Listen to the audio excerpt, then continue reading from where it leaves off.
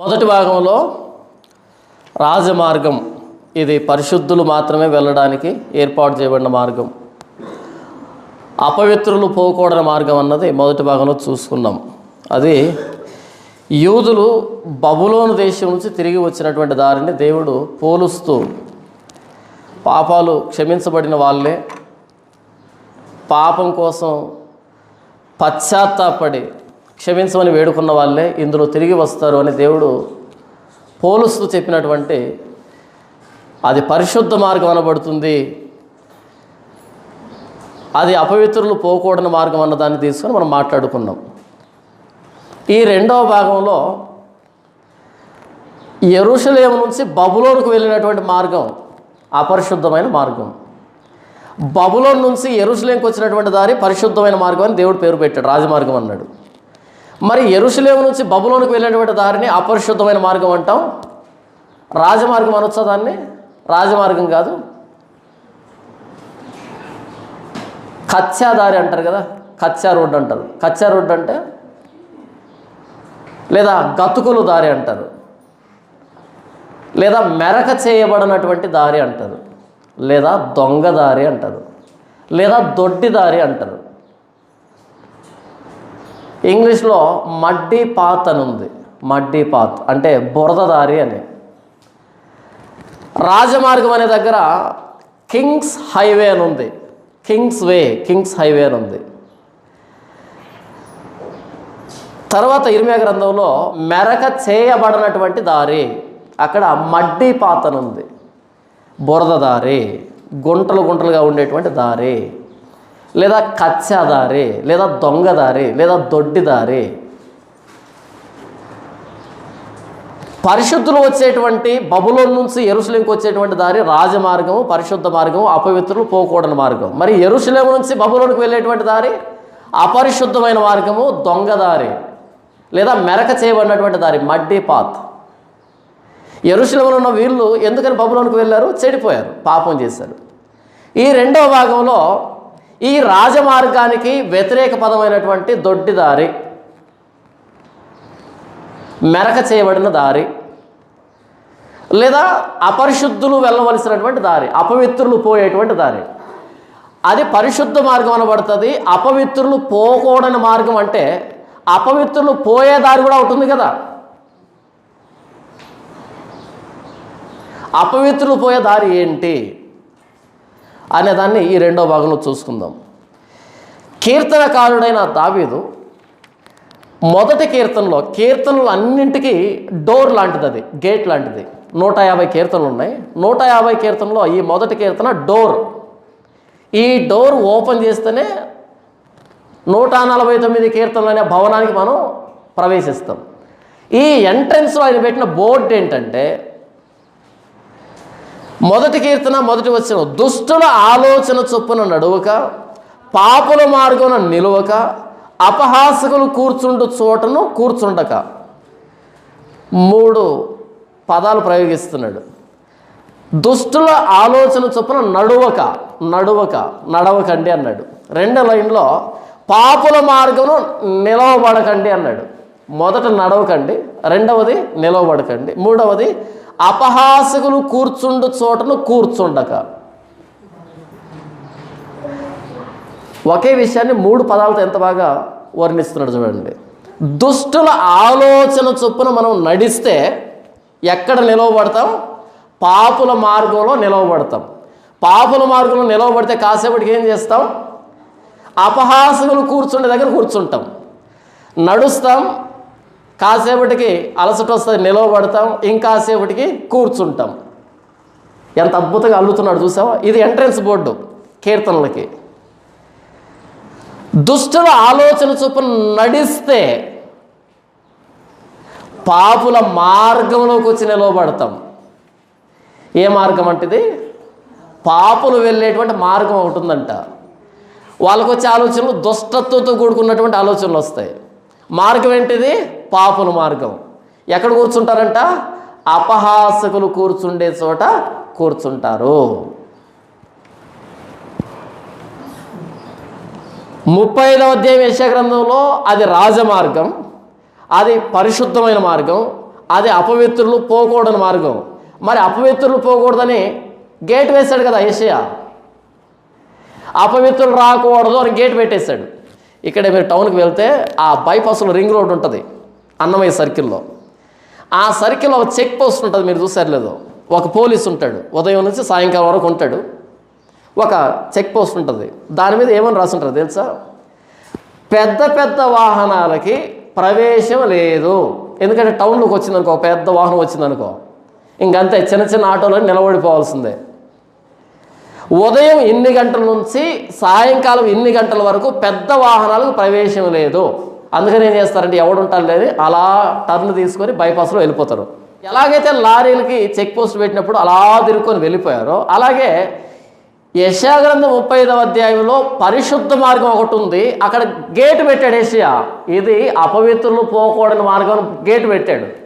మరి అపవిత్రులు ఈ దారిలో వెళ్ళకపోతే వాళ్ళకంటూ ఇంకో దారి ఉండాలి కదా. ఆ దారి పేరే పాపుల మార్గం.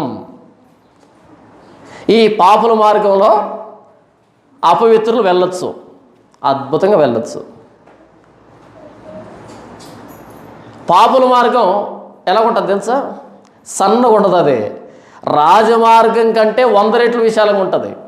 యెషయా గ్రంథంలో చెప్పినట్టు రాజమార్గం ఏదైతే ఉందో దానికి 100 రెట్లు వేసుకుంటే ఎంత పెద్దదో అంత పెద్దది. ఎందుకంటే మొత్తం ప్రపంచం అంతా దాంట్లోనే వెళ్తుంది కదా, కాబట్టి చాలా విశాలంగా ఉండాలి. నేషనల్ హైవేస్ ఉంటాయి, 4 వాహనాలు ఇటువైపు పోతూ ఉంటాయి, 4 వాహనాలు ఇటువైపు వస్తూ ఉంటాయి. అంటే మొత్తం 8 లేన్లు ఉంటాయి, మధ్యలో పెద్ద డివైడర్ ఉంటుంది.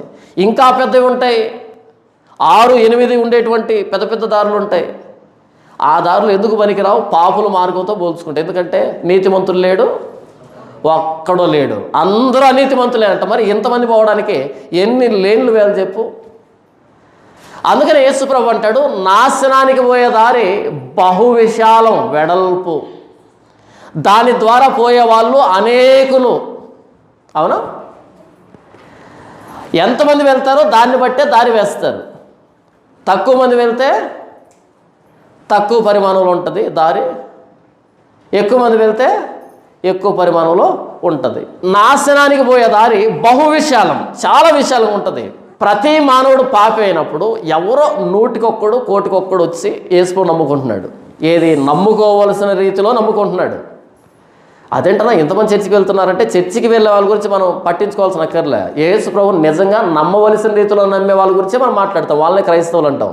చర్చికి వెళ్ళే వాళ్ళందరినీ క్రైస్తవులు అని పిలవకూడదు, అది పెద్ద బూత్ అవుతుంది. చర్చ్ అంటే కాల్డ్ అవుట్ అని అర్థం. చర్చ్ అనేది ఎక్లీషియా అనే ఒక గ్రీకు పదం నుంచి వచ్చింది. అది చర్చ్ అంటే ఎక్లీషియా అని, అంటే అర్థం ఏంటంటే కాల్డ్ అవుట్. కాల్డ్ అవుట్ అంటే బయటికి పిలువబడిన వాళ్ళు. బయటికి పిలువబడిన వాళ్ళు అంటే ఈ ప్రపంచ ధర్మం చొప్పున నడవకుండా ప్రపంచ పాపపు కోపంలో నుంచి బయటికి వచ్చిన వాళ్ళు, బయటికి వచ్చి యేసుప్రభువుని నమ్ముకున్న వాళ్ళు. మనం వచ్చాము బయటికి?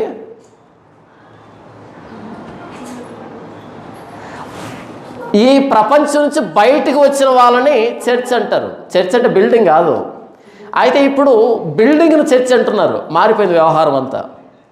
మన పిల్లలకి 6th క్లాస్ సోషల్ టెక్స్ట్ బుక్లో మసీద్ ఎలాగుంటుంది, గుడి ఎలాగుంటుంది, చర్చ్ ఎలాగుంటుందని మ్యాప్ పాయింటింగ్ ఇచ్చారు. మ్యాప్లో చర్చ్ అంటే ఎలా గుర్తుపట్టాలంటే ట్రయాంగిల్ షేప్లో ఒక బిల్డింగ్ వేసి దాని నెత్తి మీద సిలువ వేస్తే ఇది చర్చ్ అని అర్థం. 6వ తరగతి పిల్లలకి అలా అర్థమవుతుంది. చర్చ్ అంటే ఎలా ఉండాలంట? ట్రయాంగిల్ షేప్లో కప్పు ఉండాలి, ఇలానే కప్పు ఉండాలి, ఆ పైన ఏముండాలి? ప్లస్ ఉండాలి, ఇలా ఒక సిలువ ఉంటే ఇది చర్చ్ అని నేర్పించారు 6వ తరగతి పిల్లలకి. ఫస్ట్ లెసన్ అనుకుంటారు, maps and map reading. First lesson map reading అని అందులో ఇచ్చారు. నా ఫ్రెండు సోషల్ టీచర్ కాబట్టి వాడు పక్కన కూర్చొని ప్రిపేర్ అవుతూ ఉంటే ఏంట్రా ఇదంటే చెప్పాడు. అలా చూశాను నేను. చర్చ్ అంటే ఇలా ఉంటుందంట. సారీ, అది బిల్డింగు. ఆ టెక్స్ట్ బుక్లో రాసిన వ్యక్తి సెక్యులర్ మైండ్తో రాశాడు కాబట్టి లౌకికంగా అలా వేశాడు. అంటే చర్చలని ఇలాగే కడతారు అని అలా వేశాడు, తప్పులేదు వాళ్ళ పాయింట్ ఆఫ్ వ్యూలో. కానీ మనకు తెలియాలి కదా చర్చ్ అంటే ఏంటో. చర్చ్ అంటే ఏంటి? ఇంతకీ కాల్డ్ అవుట్. ప్రపంచ ఈ పోకడలు, ప్రపంచంలో ఉన్న అలవాట్లు, పద్ధతులు, ఈ పాపం, ప్రపంచ వ్యవహారాలు, వీటన్నింటిలో నుంచి బయటికి వచ్చిన వాడిని ఏమంటారు? చర్చ్ అంటారు. అంటే నేను ఒక చర్చిని, మీరు చర్చి లాంటోళ్ళు, కానీ చర్చి కాదు. అవునా? చర్చి లాంటోళ్ళు అంటే మీరు ఆదివారం మాత్రమే బయటకు వస్తారు, మరలా లోకానికి వెళ్ళిపోతారు. ఈ ఆదివారం మధ్యాహ్నం వరకే మరలా, అది మధ్యాహ్నం దాటితే మరలా ఒప్పుకోం, మధ్యాహ్నం నుంచి వెళ్ళిపోతాం కదా మనం. అప్పుడు మనం చర్చి కాదనమాట, చర్చి లాంటి వాళ్ళం. ఎప్పుడు ఆదివారం బ్రాకెట్లో, ఆదివారం మాత్రమే, మధ్యాహ్నం వరకు మాత్రమే. చర్చ్ అంటే వ్యక్తి, కాల్డ్ అవుట్, పిలువబడిన వాడు, బయటికి వచ్చినవాడు, లోకాన్ని విడిచిపెట్టి యేసు ప్రభువులోనికి వచ్చినవాడు. నేను చర్చిని. కానీ చర్చ్ అంటే ఏమనుకుంటున్నాం? ఇదిగో ఈ బిల్డింగ్ అనుకుంటున్నాం కదా. నేను ఒక చర్చ్ అయినప్పుడు, మీరు ఒక చర్చ్ అయినప్పుడు, ఇలా ఇక్కడ ఒక 100 చర్చిలు ఉన్నాయనుకో. ఈ 100 చర్చిలు కూర్చొని వాక్యం వినడానికి నీడ కావద్దు? ఆ నీడే ఇది. అయితే రాను ఏమైందంటే నీడ చర్చిగా మారిపోయింది. చర్చిలో మనం చర్చి కాదనుకుంటున్నాం, మనమే చర్చి. ఇది నీడ మాత్రమే, ఇది బిల్డింగ్ మాత్రమే. This is just a building, అంతే. ఇది బిల్డింగ్ మాత్రమే. ఈ బిల్డింగ్లోకి రావడానికి చెప్పులు అక్కడ వదిలిపెడతాం. అంటే వేసుకొని రమ్మని చెప్పట్లే నేను, మీకు అర్థం కావడం చెప్తున్నాను. బిల్డింగ్లోనికి రావడానికి చెప్పులు అక్కడ వదులుతాం, వేసుకొని రాకండి, అక్కడ వదలడం మంచిది. కానీ సమస్త దరిద్రాన్ని లోపల పెట్టుకొని లోపలికి వస్తాం. బైబిల్ ఏం చెప్పిందంటే, మీరు మీ దేహము పరిశుద్ధాత్మ దేవునికి ఆలయమై ఉన్నదని మీరు ఎరుగరా అని అంటాడు. మీరు విలువ పెట్టి కొనబడిన వారు, మీ దేహము పరిశుద్ధాత్మ దేవునికి ఆలయమై ఉన్నదని మీరు ఎరుగరా అంటే, గుడి ఏంటి? దేహం. ఎవరున్నారు ఈ గుడిలో? పరిశుద్ధాత్మ దేవుడు ఉన్నాడా? తీసి పక్కన పెట్టామా? తీసి పక్కన పెట్టి చాలా కాలం అయిపోయింది కదా. మన దేహం ఆలయము, ఈ దేహంలో పరిశుద్ధాత్మ దేవుడు కొలువై ఉన్నాడని బైబిల్ చెప్తే, దీంట్లో సమస్త కల్మషాన్ని పెట్టుకొని చెప్పులు మాత్రం అక్కడ వదిలిపెడతాం. ఇది బిల్డింగ్ మాత్రమే. మనమంతా వస్తున్నాం కాబట్టి దీన్ని అపవిత్రం చేయకూడదు, శుభ్రంగా పెట్టుకుంటాం, గౌరవిస్తాం. ఎందుకంటే దేవుని లేఖనాలు ప్రకటించబడేటువంటి స్థలం కాబట్టి గౌరవిస్తాం. అంతకు మించిన ప్రాముఖ్యత ఏమీ లేదు. ఏది చర్చ్ అంటే? మనమే, నేనే, మీరే. ఈ చర్చిని మనం కల్మషం చేయకూడదు. ఇది పరిశుద్ధాత్మ దేవుని ఆలయం. నేనేం చెప్తున్నాను అంటే, పాపులు పోయేటువంటి దారి ఒకటి ఉంది, అది విశాలమైన దారి. దాని ద్వారా ప్రవేశించే వాళ్ళు అనేకులు. అది ఎక్కడికి వెళ్తుంది? నాశనానికి వెళ్తుంది, నరకానికి వెళ్తుంది. ఎందుకు అంటే ప్రపంచం నిండా నీతిమంతులు లేడు, ఒక్కడు లేడు. యేసు ప్రభువుని నమ్ముతున్నాము అంటే ప్రపంచం నుంచి బయటకు వస్తున్నామని అర్థం.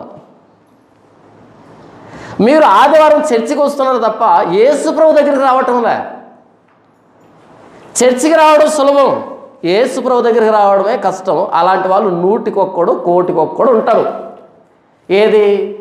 యేసు ప్రభు దగ్గరికి వచ్చేవాడు, ఎక్లీషియా, చర్చ్ అని పిలువబడేవాడు, సమాజం నుంచి బయటకు వచ్చేవాడు 100కి1 1,00,00,000 ఉంటాడు. మిగిలిన ప్రపంచం అంతా ఎవరు? నరకానికి పోయేటువంటి నీతిమంతులు లేడు, ఒక్కడు లేడు అనేటువంటి వచనాన్ని నెరవేర్చేవాళ్ళు.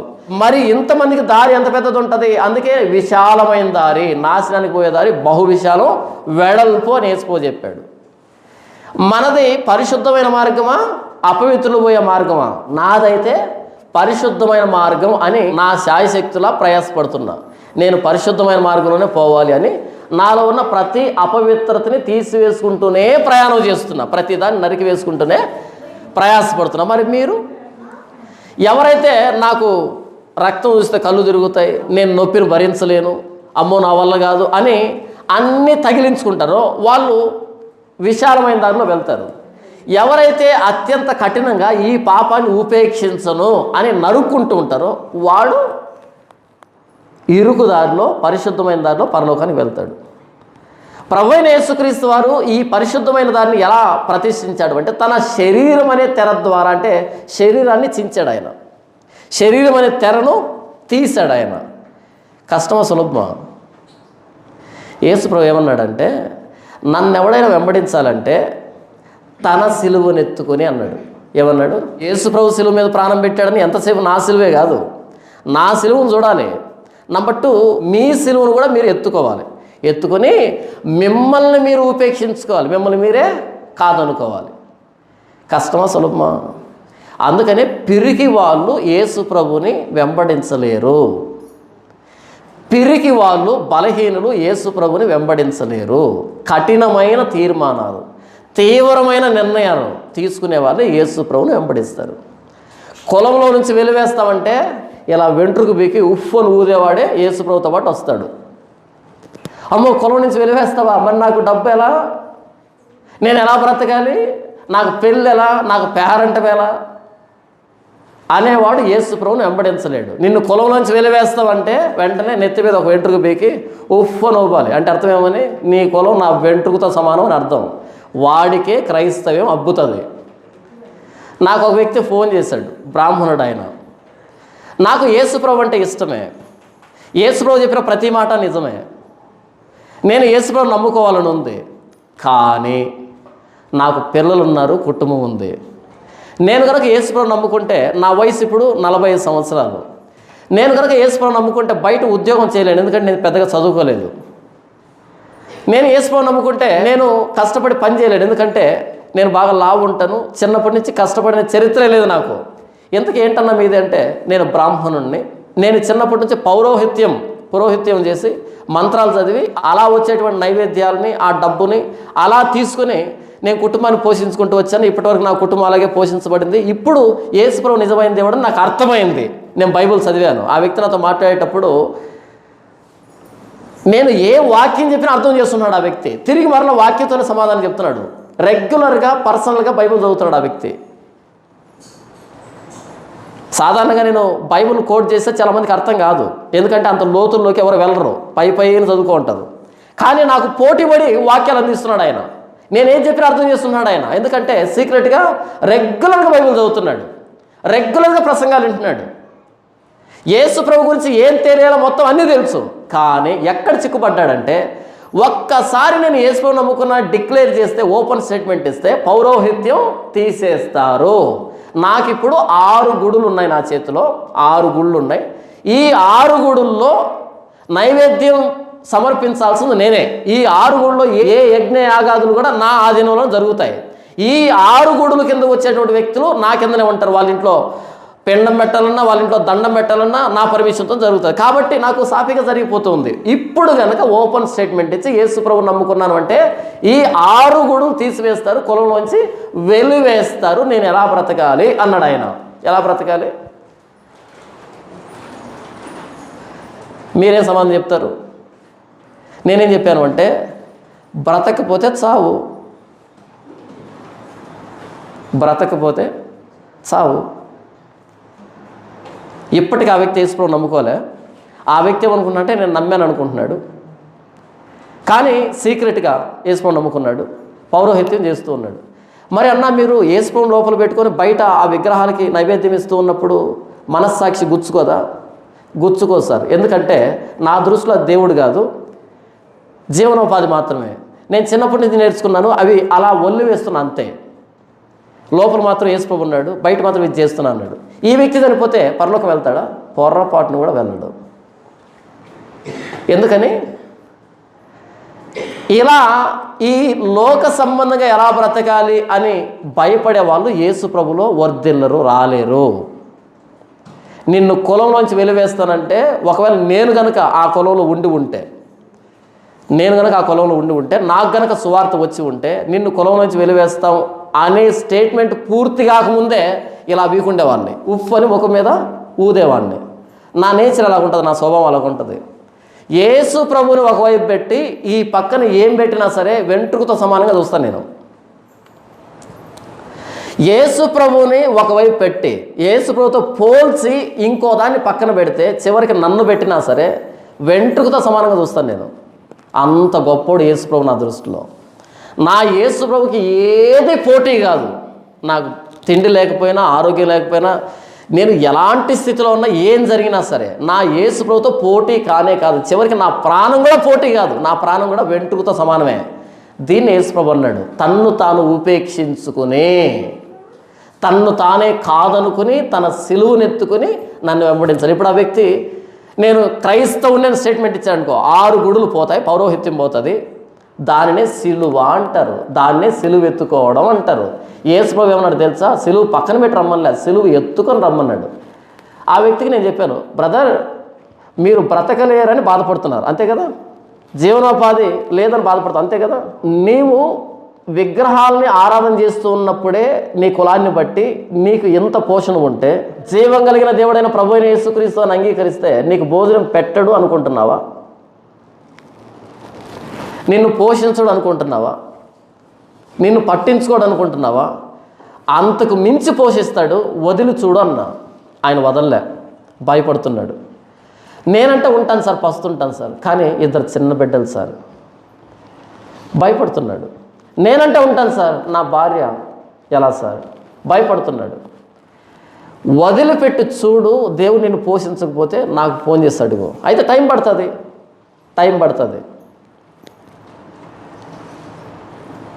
నేను యేసుప్రభు నమ్ముకున్న పరిస్థితి మీకు చెబితే మీరు నమ్మరు. వర్షం మేము ఉన్నటువంటి గుడిసెలో నిండి, లోపల నిండి 4 రోజుల తర్వాత నీళ్లు ఇంకిపోతే, ఆ పైన ఒక 2 ఇంచులు బురద పేరుకుపోతే, ఆ బురద మీద గోతం పట్టు వేసి దాని మీద మోకరించి ప్రార్థన చేశాను, ప్రభువా నన్ను క్షమించు, నా పాపాలు క్షమించని. నాకు ఇల్లు ఇవ్వు అని కాదు ప్రార్థన చేసింది, నేను నా పరిస్థితి బాగు చేయను కాదని ప్రార్థన చేసింది. ఆ బురద మీద, ఇంటిలో నీళ్ళు వస్తే ఆ బురద మీద గోతం పట్టు వేసి, గోనె పట్టు అంటారు కదా, అది వేసి దాని మీద మోకరించి, ప్రభువా నేను పాపిని, నన్ను క్షమించు అని మోకరించాను అని ప్రార్థన చేశాను. అది నా బ్యాక్గ్రౌండ్. ఇప్పటి వరకు నేను అడగలే, నాకు ఇల్లు కావాలని నేను అడగలేదు, నాకు పలానా లోక సంబంధాన్ని కావాలని నేను అడగలే. నాకు ఆలోచన ఎందుకో అలా రాదు. నా ఆలోచన ఏంటంటే నేను పాపిని, నన్ను క్షమించు అని మాత్రమే ప్రార్థన చేశాను. అయితే ఈ బై ప్రోడక్ట్స్ అన్నీ వచ్చాయి, ఇల్లు వచ్చింది, అన్నీ వచ్చేసాయి. నేను నిజంగా అడగలే, ఏదో కెమెరా ముఖంగా చెప్తాను అనుకుంటున్నారు, నిజంగానే అడగలేదు. ఇప్పటికీ నేను ప్రార్థన చేసినప్పుడు అడుగుతాను, నా ప్రార్థన ఎప్పుడైనా మీకోసం ప్రార్థన చేస్తాను, కానీ నా కోసం ఎప్పుడు ప్రార్థన చేయలేదుగా. అడగను నేను, కానీ అవి వస్తాయని నాకు తెలుసు, బైబిల్లో రాయబడింది. మీకు అక్కరగా ఉన్నవేవో మీరు అడగక మునుపే నాకు తెలుసు. కాబట్టి మీరు మొదట ఆయన రాజ్యాన్ని, ఆయన నీతిని వెతకండి. మొదట ఆయన రాజ్యాన్ని, ఆయన నీతిని వెతకండి. అప్పుడు మీకేం కావాలో, ఏం తినాలో, ఏం త్రాగాలో, ఏం కట్టుకోవాలో అవన్నీ వస్తాయని యేసు చెప్పాడు. నేను దాన్ని నమ్ముతున్నా. వచ్చాయి, మీరు చూస్తున్నారు. నా ప్రారంభం మీకు తెలియదు, నేను ఎక్కడి నుంచి వచ్చానో మీకు తెలియదు. ఈరోజు నేను పుట్టి పెరిగినటువంటి మా ఊరికి వెళ్తే అందరు నోరెళ్ళ పెడతారు, ఏంటి వీడా. మొత్తం ఊర్లో ఉన్న వాళ్ళంతా, పల్లెటూరుల్లో బాత్రూమ్లు ఉండవు, లెట్రిన్ రూమ్లు ఉండవు, అలా నిర్జన ప్రదేశానికి వెళ్తారు కదా, అందరూ మా ఇంటి వెనకాలకు వచ్చి కాలకృత్యాలు తీర్చుకునేవాళ్ళు. అంత చెట్లల్లో ఉంటుంది. ఊరు చివరి ప్రాంతం అది. ఊరిలో అందరికంటే వెలువేయబడినటువంటి ఇల్లు మాది. విజయ్ చూశాడు. ఆ వెనకాలన్నీ చెట్లే, అక్కడికి వచ్చి మల విసర్జన చేస్తారు. అంత అవమానకరమైనటువంటి స్థితి. ఈరోజు మా ఊరికి వెళ్తే నేను నోరు ఎల్లబెడతారు, ఏంట్రా వీడు ఇంత దశ తిరిగిపోయింది వీడికని. వాళ్ళు అనుకుంటారు నేను చదువుకోనేమో డెవలప్ అయ్యాను అనుకుంటారు. కాదు, యేసు ప్రభు అనే ఆ 4 అక్షరాలే నా ఒరిజినల్ డిగ్రీ. ఒరిజినల్ డిగ్రీ అంటారు, ఇప్పటికీ కాలేజీలో ఉంది, తీసుకోలే, నాకు అవసరం లేదు. కొంతమంది అడిగారు, నీ డిగ్రీ నీవు చేసినటువంటి సర్టిఫికేట్ ఇస్తే మేము దాంతో బిజినెస్ చేస్తాం, ఆ సర్టిఫికేట్ వాల్యూ నీకు నెలకి ఎంత డబ్బు కావాలో చెప్పి మేము ఇస్తాం, ఆ సర్టిఫికేట్ ఇవ్వు అంటే నేను చెప్పాను, ఆ సర్టిఫికేట్ కాలేజీలో ఉందంటే నోరెళ్ళు పెట్టారు. ఏంటి సర్టిఫికేట్ తీసుకోలే. యేసు ప్రభు అనే 4 అక్షరాలతోనే ఇలా ఉన్నాను. మరలా డబ్బు గురించి ఎప్పుడైనా ప్రసంగం చేశానా? చేయలే. ఎవరినైనా డబ్బు అడగలే. ఓసారి ఆటో అంకులు అప్పుడు అక్కడి నుంచి ఆటోలో తీసుకుని వచ్చి మరలా ఆటోలో తీసుకుని వెళ్ళేవాడు మమ్మల్ని. ఉదయాన్ని తీసుకొని వచ్చాడు, ఉదయాన్ని తీసుకుని వెళ్ళాడు. ఒకరోజు ఉండబట్టలేక అడిగాడు, సార్ ఒక మాట అడుగుతాను ఏమనుకో కదా అన్నాడు. ఏమనుకొని చెప్పు అన్నా. నేను ఎన్నో చర్చలు తిరిగాను, ప్రతి చర్చలో దశంభాగం గురించి మాట్లాడతాను, నువ్వెందుకని ఎప్పుడు దశంభాగం గురించి మాట్లాడలేదు అన్నాడు ఆయన హోసన్న బ్యాక్గ్రౌండ్. నేను చెప్పిన సమాధానం ఏంటో తెలుసా? నాకు సిగ్గు అన్నా. నాకు సిగ్గు, డబ్బు అడగడం నాకు సిగ్గు. మా నాన్న బ్రతుకున్నప్పుడు మా నాన్నని అడిగేవాడిని, మా నాన్న తప్ప ఇంకెవరిని అడిగేవాడిని కాదు నేను. మా నాన్న చనిపోయాడు, ఇప్పుడు ఇంకో నాన్న ఉన్నాడు, నిజమైన నాన్న. మా నాన్న నాకు ఇచ్చిన నాన్న ఉన్నాడు, ఆయన్ని అడుగుతాను, పక్కన వాళ్ళని ఎందుకు అడుగుతాను అసహ్యంగా? నా కొడుకు ఎవరిని అడగాలి డబ్బు? నన్ను అడిగితేనే గౌరవం. వాడు వెళ్ళి ఇంకొకరిని అడిగితే నేను చచ్చిపోయినట్టే లెక్క, అవునా? మరి నేను మిమ్మల్ని డబ్బు అడిగితే నాకు పరలోకపు తండ్రి లేడని నేను ఆలోచిస్తున్నాను అని అర్థం. నా పరలోకపు తండ్రి ఉన్నాడు, ఆయన్ని అడుగుతాను. నాకు ప్రార్థన నేర్పించాడు యేసుప్రభు, ప్రార్థన చేస్తాను. నా పరలోకపు తండ్రిని అడుగుతాను. ఆ పరలోకపు తండ్రి ఎంత కావాలో ఎప్పుడు కావాలో సమకూరుస్తాడు. మీరు చూస్తున్నారు నన్ను ఇప్పుడు ఎలాగున్నాను. ఉద్యోగం చేసి సంపాదించటంలే, ఎవరిని అడిగి సంపాదించటంలే, ఎవరిని యాచించటంలే, ఎక్కడా మోసం చేయటంలే. నా ప్రారంభం చూసిన వాళ్ళు నమ్మరు, వీడేనా వాడు అని నమ్మరు. ఎందుకంటే బట్టలు లేని పరిస్థితి ఒకప్పుడు. నేనేం చెప్తున్నాను ఇంతవరకే అంటే, నీవు ఆ విగ్రహాలకి పూజ చేస్తూ ఉన్నప్పుడు నువ్వు పోషించబడుతున్నావు, నేను ఒప్పుకున్నాను. వాటిని వదిలిపెడితే జీవం కలిగిన దేవుడు నిన్ను పోషించడా? అది నా ప్రశ్న. పోషిస్తాడు, ఉదాహరణ నేనే. పోషిస్తాడు, ఉదాహరణ నేనే. నన్ను పోషిస్తున్నాడు దేవుడు, నన్ను స్థిరపరిచాడు దేవుడు, ఇంకా పోషిస్తాడు దేవుడు, ఇంకా ముందు తీసుకెళ్తాడు దేవుడు. అలా తీసుకెళ్తాడని నేను నమ్మటంలే. నీడ వచ్చేస్తుంది అంతే, నీడ వచ్చేస్తుంది. నువ్వు ఎండలో నిలవబడితే నీడ పడుతుంది. నీడ గురించి ఆలోచించొద్దు. నీ ఎదురుగా సూర్యుడు ఉన్నాడా లేదా మాత్రం చూడు. నీ ఎదురుగా సూర్యుడు ఉంటే నీడ పడుతుంది అంతే. ఎదురుగా సూర్యుడు లేడనుకో, నీడ నువ్వు ఎంత వెతికినా దొరకదు. నా ఎదురుగా ప్రభువైన యేసుక్రీస్తు వారు ఉన్నాడు. ఆయన శిలువ త్యాగం ఉంది. ఆయన నేను మనసా వాచ కర్మన నా త్రికరణ శుద్ధితో ఆయన నేను సేవిస్తున్నాను. నాకేం కావాలో ఆయన చూసుకుంటాడు. నన్ను పిలిచినోడు చూసుకుంటాడు, నా కోసం ప్రాణం పెట్టినోడు చూసుకుంటాడు. ఆయన చూసుకుంటున్నాడు, ఇంకా చూసుకుంటాడు. అలా ప్రభువైన యేసుక్రీస్తు వారిని నమ్మితే నాకు జీవనోపాధి పోతుంది, నాకు అది పోతుంది, ఇది పోతుంది, ఇలా భయపడుతున్నావేమో. ఇలా భయపడే వాళ్ళది క్రైస్తవ్యం కాదు. ఇలా భయపడే వాళ్ళు, ఇలా ప్రతిదానికి ఏమవుతుందని గాబరా పడేవాళ్ళు ఈ పరిశుద్ధమైన మార్గంలో రాలేరు. వీళ్ళు పాపుల మార్గంలో వెళ్తారు. నేనేం చెప్తున్నాను అంటే, నిన్ను కులములోంచి వెలివేస్తామన్నప్పుడు వెంట్రుక బీకి ఊదు వాళ్ళ ముఖం మీద, ఇది నీ కులం నాకు అని. నిన్ను ఉద్యోగం నుంచి తీసివేస్తామంటే వెంట్రుక బీకి, వెంట్రుకతో సమానం నీ ఉద్యోగం. నిన్ను చంపేస్తామంటే వెంట్రుక బీకి ఊదు. నా ప్రాణం వెంట్రుకతో సమానం నా యేసుప్రభుతో పోల్చుకున్నప్పుడు. నన్ను నేను ఉపేక్షించుకునే యేసుప్రభు సిలువని ఎత్తుకున్నా, నా సిలువని ఎత్తుకున్నా. నన్ను ఉపేక్షించుకున్న తర్వాతనే నా యేసుప్రభు దగ్గరికి వచ్చా. ఎందుకంటే ఆయన తన దైవత్వాన్ని, తన మహిమను ఉపేక్షించుకొని నా కోసం ప్రాణం పెట్టాడు. ఆయన కోసం నన్ను నేను ఉపేక్షించుకోవడం పెద్ద విశేషం కాదు. నన్ను నేను ఎప్పుడో ఉపేక్షించుకున్నాను, నా సిలువని ఎత్తుకున్నాను. ఆయన సిలువను చూస్తూ ప్రయాణం చేస్తున్నా. ఉద్యోగం తీసేస్తావా, నా వెంట్రుకతో సమానం అని చెప్పు. అలాంటి వాడే ఈ పరిశుద్ధమైన మార్గంలో ప్రవేశిస్తాడు తప్ప ప్రతిదానికి ఉలిక్కి పడుతున్నాడు, ప్రతిదానికి భయపడుతున్నాడు అనుకో, వాడు పాపుల మార్గంలో వెళ్తాడు. ఇక్కడ ఏమని రాయబడిందంటే, దుష్టుల ఆలోచన చొప్పున నడువక, పాపుల మార్గం నిలువక, అపహాసకులు కూర్చుండు చోట కూర్చుండక. పాపుల మార్గం ఒకటి ఉంది, విశాలమైన దారి. అది ఆ విశాలమైన దారిలో ఎవరైతే పరిశుద్ధ మార్గంలో వెళ్ళకూడదని చెప్పబడిందో వాళ్ళంతా పాపుల మార్గంలో వెళ్తారు. ఇప్పుడు మీది ఏ మార్గం? ఎంతకి మీ మనసులో యేసు ప్రభుకున్న ప్రాధాన్యత ఏంటి? మిగిలిన వాటికి ఉన్న ప్రాధాన్యత ఏంటి? నా మనసులో అయితే యేసు ప్రభు పక్కన పెట్టేటువంటి ప్రాధాన్యతలు ఏమీ లేవు. యేసు ప్రభు తర్వాతనే ఉంటాయి ఏమైనా. యేసు ప్రభు వద్దంటే వాటిని కూడా పీకేస్తా అంతే. మీ మనసులో యేసు ప్రభుకు మీరు ఇచ్చినటువంటి ప్రాముఖ్యత ఏంటి? యేసు ప్రభుకు మీరు అంతగా ప్రాముఖ్యతనిస్తే, యేసు ప్రభు కోసమని మీరు సిలువను ఎత్తుకోవడానికి కూడా ఇష్టపడితే, యేసు ప్రభు కోసమని మిమ్మల్ని మీరే ఉపేక్షించుకోవడానికి సిద్ధపడితే, మీరు పాపుల మార్గములో నిలవబడలేరు, దుష్టుల ఆలోచన చొప్పున నడవలేరు, అపహాసకులు కూర్చుండే చోట కూర్చుండలేరు. రెండవ మార్గాన్ని చూపెడతాను మీకు. అతడు గుర్రములను విస్తారముగా సంపాదించుకొనవలదు, తాను గుర్రములను హెచ్చుగా సంపాదించుటకు గాను జనులను ఐగుప్తునకు తిరిగి వెళ్ళనీయకూడదు. ఎలైనగా యెహోవా ఇక మీదట మీరు ఈ త్రోవను వెళ్ళకూడదని మీతో చెప్పాను. ఏమంటున్నాడు ధర్మశాస్త్రంలో మోషే అంటే, మీరు ఐగుప్తు త్రోవలో వెళ్ళకండి. నంబర్ 1 ఏం చెప్పాను అంటే పాపుల మార్గం అని చెప్పాను. నెంబర్ 2 ఐగుప్తు త్రోవలో వెళ్ళకండి, ఐగుప్తు దారిలో వెళ్ళకండి. ఎందుకని? గతంలో మీరు ఐగుప్తు దేశంలో బానిసలుగా బ్రతికారు. గతంలో మీరు ఐగుప్తు దేశంలో ఐగుప్తు దేవతలన్నింటినీ పూజించారు. గతంలో మీరు ఐగుప్తులో పాపానికి లోనై ఉన్నారు. మరలా ఐగుప్తు త్రోవలో వెళ్ళకండి. ఐగుప్తులో నుంచి ఈ కనాను దేశాన్ని నడిపించుకుంటూ వచ్చాను నేను.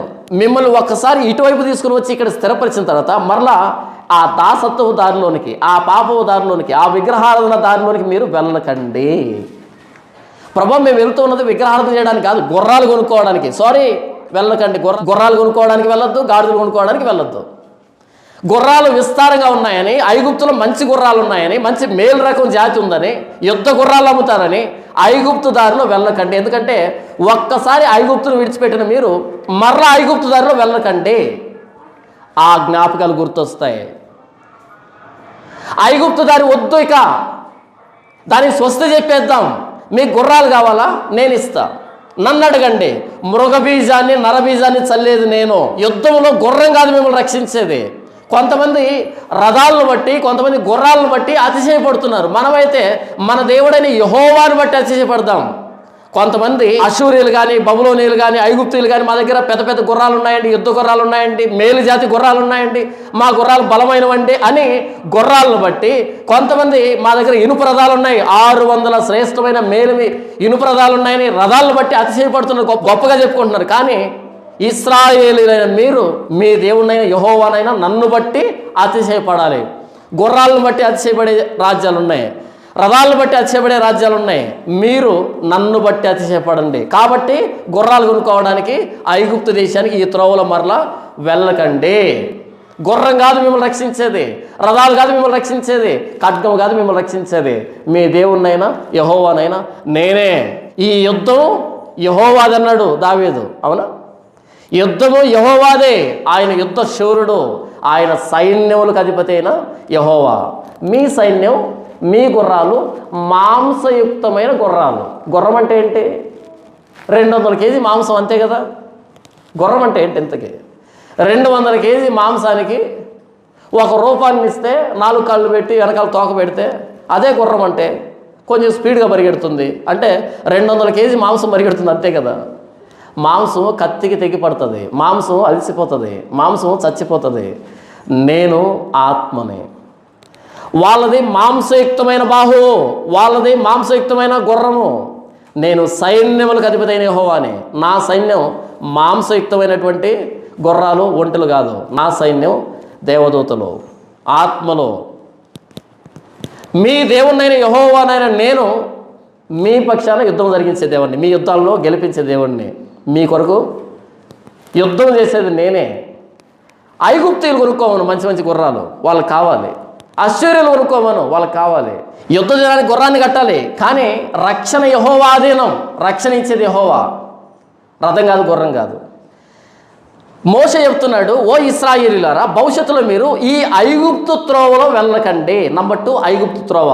అయితే ఐగుప్తు త్రోవలో వెళ్ళి గుర్రాలు కొనకండి, ఈ త్రోవలో వెళ్ళకండి అని చెబితే, ఇశ్రాయేలీల 3వ రాజు, మహాజ్ఞాని, మేధావి, దేవుడిచ్చినటువంటి జ్ఞానం, ఆయన పేరు సొలొమోను మహారాజు.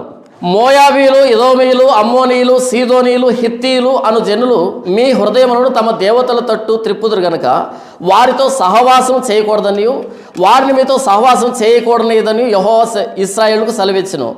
అయితే రాజైన సొలొమోను ఫరో కుమార్తెను గాక ఆ జనులలో ఇంకా అనేక మంది స్త్రీలను మోహించి, సొలొమోను ఏం చేశాడంట?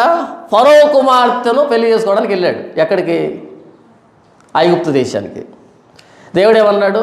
గుర్రాలనే కొనుక్కోవద్దంటే సొలొమోను ఏం చేశాడు? ఫరో కుమార్తెను పెళ్లి చేస్తున్నాడు. మొదటి పెళ్ళి. తర్వాత గుర్రాల కోసం మరలా వెళ్తాడు, చాలామందిని పంపిస్తాడు. అంత మహాజ్ఞాని, అంత మేధావి, దేవుడు చెప్పిన దాన్ని ఎంత సులభంగా అతిక్రమించాడు చూడు, ఎంత నిర్లక్ష్యంగా అతిక్రమించాడు చూడు. మరి మనము దేవుడు ఏ త్రోవలో అయితే నడవద్దంటాడో ఆ త్రోవలో మనం వెళ్ళకూడదు, ప్రాణం పైన వెళ్ళకూడదు. తర్వాత ఇర్మియా గ్రంథం మనం చదివితే, ఇర్మియా గ్రంథంలో కొంతమంది ఇర్మియాను బలవంతంగా ఐగుప్తుకు తీసుకుని వెళ్ళిపోతారు. నేను రాను ఐగుప్తుకు అంటుంటే ఇర్మియాను ఎత్తుకుని వెళ్ళిపోయారు. అంటే ప్రవక్తనే తీసుకుని వెళ్ళిపోయారు. ప్రవక్త నడవకపోయినా సరే ఎత్తుకుని వెళ్ళారు. ఎక్కడికి? ఐగుప్తుకి. దేవుడు ఏమన్నాడు? ఈ ఐగుప్తు త్రోవలో వెళ్ళకండి అంటే, నేను రాను, మీరు కూడా వెళ్ళకండి, అది ఊరే అవుతుంది మనకి, అది శ్మశానం అవుతుంది ఐగుప్తు దేశం మనకి, దేవుడు వద్దన్నాడు అని ఇర్మియా చెప్తున్నా సరే ఇర్మియాను మోసుకొని వెళ్ళారు. ఇర్మియా గ్రంథం చివరి అధ్యాయాలు మీరు చూడండి. సొలొమోను మహాజ్ఞాని, ఫరో కుమార్తె కోసం మొట్టమొదటి పెళ్లి అక్కడే చేస్తున్నాడు, ఐగుప్తులో. దేవుడు ఏమన్నాడు? ఐగుప్తు త్రోవలో వెళ్ళకండి అన్నాడు. తర్వాత చాలా గుర్రాలు తెచ్చుకుంటాడు కట్నంగా. ఫరో కుమార్తెను పెళ్లి చేస్తుంటే ఒకటి భార్య వచ్చింది, 2 కట్నంగా చాలా గుర్రాలు వచ్చాయి. అదే గుర్రాలు కొనాలంటే చాలా డబ్బు తర్వాత రాస్తాడు. ఒక్కో గుర్రానికి ఎంత డబ్బు ఇవ్వాలో, ఎన్ని మనుగులు ఇవ్వాలో తర్వాత రాస్తాడు. ఫరో కుమార్తెను పెళ్లి చేసుకుని చాలా కట్నంగా తెచ్చుకుంటాడు, నాకు తెలిసి చాలా గుర్రాలు కట్నంగా తెచ్చుకుంటాడు. ఎందుకంటే ఆయన అల్లుడు, గుర్రాలు ఇవ్వడానికి ఏమన్నా ఇబ్బందా? మరియు సొలొమోను రథములను రౌతులను సమకూర్చెను. అతడు 1400 రథములను 12,000 రౌతులను గలవాడై ఉండెను. వీటిని అతడు రథములకై ఏర్పరచబడిన పురముల్లోనూ యెరూషలేమునందు రాజునొద్దను నిర్ణయించెను. రాజు యెరూషలేములో వెండిని రాళ్లంత విస్తారంగా వాడుక చేసెను. దేవదారు మ్రాణులను షెఫేలా ప్రదేశంలో ఉన్న మేడి చెట్టు వలె విస్తరింపజేసెను. సొలొమోనుకుండు గుర్రములు ఐగుప్తులో నుండి తేబడెను. సొలొమోను గుర్రాలు ఎక్కడి నుంచి వచ్చాయంట? అన్నీ మేడ్ ఇన్ ఈజిప్టే. దేవుడు ఏమన్నాడు? మేడ్ ఇన్ ఈజిప్ట్ వద్దురనైనా ఆ కంపెనీనే బ్యాన్ చేయండి అంటే సొలొమోను గుర్రాలన్నీ మేడ్ ఇన్ ఈజిప్ట్ అంట. సొలొమోనుకుండు గుర్రములు ఐగుప్తుల నుండి తేబడెను. రాజు వర్తకులు ఒక్కొక్క గుంపునకు నియామకమైన ధరనిచ్చి గుంపులు గుంపులుగా కొని తెప్పించరే. ఆహా, ఎక్కడి నుంచి తెచ్చాడన్ని? ఐగుప్తు త్రోవలో వెళ్ళి మొదట పెళ్లి చేసుకున్నాడు, తర్వాత గుర్రాలు తెచ్చుకున్నాడు. కొన్ని కట్నంగా తెచ్చుకుంటాడు, కొన్ని డబ్బు పెట్టి మరీ తెచ్చాడు. మూడవ త్రోవ ఏంటంటే ఇర్మియా గ్రంథం 2వ అధ్యాయం. నీ దేవుడైన యెహోవా నిన్ను మార్గంలో నడిపించుచుండగా నీవు ఆయనను విసర్జించుట వలన నీకు నీవే ఈ బాధ కలుగు చేసుకుంటేవి కదా. ఓ ఇశ్రాయేలీయులారా, నీ దేవుడైన యెహోవా నిన్ను మార్గంలో నడిపిస్తున్నాడు, తన మార్గంలో నడిపిస్తున్నాడు. అయితే ఆయన్ని వదిలిపెట్టేసి నీవు షీహోరు నీళ్లు త్రాగుటకు ఐగుప్తు మార్గంలో నీకేం పని ఉన్నది? యూఫ్రటీసు నది నీళ్లు త్రాగుటకు అష్షూరు మార్గంలో నీకేం పని ఉన్నది? చూడు, నీవు షీహోరు నీళ్లు తాగడానికి ఐగుప్తు మార్గంలో నీకేం పని? నీవు యూఫ్రటీసు నది నీళ్లు తాగడానికి అష్షూరు మార్గంలో నీకేం పని? అంటే ఇశ్రాయేలు ఐగుప్తు మార్గంలో వెళ్తున్నారు, అష్షూరు మార్గంలో వెళ్తున్నారు. దేనికి? అయ్యా, మాకు యుద్ధం పడితే మాకు గుర్రాలు తక్కువ ఉన్నాయి, రథాలు తక్కువ ఉన్నాయి, మీకు డబ్బు ఇస్తాము, కొంతమంది సైన్యాన్ని పంపిస్తావా అని అడగడానికి కొంతమంది ఐగుప్తుకి, ఏది అష్షూరు భయపెట్టింది అనుకో, నేరుగా దక్షిణాన్ని పరిగెడతారు ఐగుప్తుకి. అష్షూరు రాజు భయపెడుతున్నాడు, మాకు భయం అయిపోతుంది, తాయితు కడతావా అని వెళ్తున్నారు. అంతేనా? మనం భయపడినప్పుడు ఏం చేస్తాం? తాయితులు కట్టించుకుంటాం. అలా అష్షూరు రాజు భయపెట్టిన ప్రతిసారి ఎక్కడ పరిగెడతారు? దక్షిణానికి ఐగుప్తుకు పరిగెడతారు. ఐగుప్తు రాజు భయపెట్టిన ప్రతిసారి ఉత్తరానికి అష్షూరు పరిగెడతారు. మరి యెహోవా ఏమైపోయాడు? మరి మిమ్మల్ని తీసుకుని వచ్చిన యెహోవా ఏమైపోయాడు? యెహోవా ఉంటాడండి, మా గుండెల్లో ఉంటాడండి. ఎక్కడ ఉంటాడు? దేవుడు ఎక్కడున్నాడంట? గుండెల్లో ఉన్నాడంట. కానీ భయపడినప్పుడు ఎక్కడికి వెళ్తారంట? ఇది యుద్ధం యెహోవా అంటూ కూర్చుంటే కుదరదు. ఎక్కడికి వెళ్ళాలి? ఐగుప్తుకి వెళ్ళాలి. ఇది యుద్ధం అష్షూరుకి వెళ్ళాలి అని కొంతమంది యూఫ్రటీసు నదిని తాగడానికి అక్కడికి వెళ్తున్నారంట, అష్షూరుకి. ఇంకొంతమంది ఐగుప్తుకి వెళ్తున్నారంట. ఐగుప్తు మార్గంలో నీకేం పని ఇశ్రాయేలు? అష్షూరు మార్గంలో నీకేం పని యోధా జనాంగమా? దేవుడు తన మార్గంలో నడిపిస్తూ ఉంటే ఆయన మార్గాన్ని విడిచిపెట్టి ఐగుప్తు మార్గాన్ని, అష్షూరు మార్గాన్ని, మోయాబు మార్గాన్ని, ఫిలిస్తీ మార్గాన్ని, సిరియా మార్గాన్ని, ఏ మార్గాలు ఇవన్నీ? ఎందుకు ఇలా పరిగెడుతున్నావే? ఆ త్రోవల్లో వెళ్ళకూడదు నువ్వు, మిగతా వాళ్ళు వెళ్ళొచ్చు, అవి నీ త్రోవలు కాదు. నీది రాజమార్గం, నీ దేవుడు నడిపించే దారి నీది. మనం చెడిపోయినప్పుడు దేవుడు వద్దన్న ప్రతి దారిలో పరిగెడతాం, అడ్డదారు దొక్కుతాం. దేవుల్లో ఉన్నామనుకో రాజమార్గంలో నడిపిస్తాడు, దేవుని వదిలిపెట్టామనుకో అడ్డదారులు దొక్కాలి. అవునా? తొక్కుతున్నావా? దేవుణ్ణి విడిచిపెట్టిన ప్రతి వాడు అడ్డదారులు దొక్కుతూ ఉంటాడు, అడ్డదారిలోనే వెళ్తూ ఉంటాడు. దేవుల్లో ఉన్నవాడు రాజమార్గంలో ఉంటాడు, ఫుల్ లైట్, ఫుల్ వెలుగులో నడుస్తాడు. దేవుడు లేకపోతే చీకట్లో అడ్డదారిలో గోడలు దొక్కుతూ ఉంటాడు, అడ్డదారిలో అన్నీ దరిద్రపు కొట్టు పనులు చేస్తూ ఉంటాడు. ఒకనొక రోజు అడ్డదారిలో నరకానికి వెళ్తాడు. అదొక బైపాస్, అదొక నేషనల్ హైవే, నాశనానికి వెళ్ళేదారి బహువిశాలంలో అనేక మంది ప్రజలు అడ్డదారిలోనే వెళ్తూ ఉన్నారు. మీకు ఇంకో దారి చూపెడతాను. కొత్త నిబంధనలో యోధా పత్రిక అని ప్రకటన గ్రంథానికి ముందు ఉంటుంది, ఒకటే ఒక పేపర్ ఉంటుంది. అందుకని అడ్రస్ చెప్తున్నాను, ఎందుకంటే మనం బైబిల్ చదివి ఎంతకాలం అయిందో. 11వ వచనం, అయ్యో వారికి శ్రమ.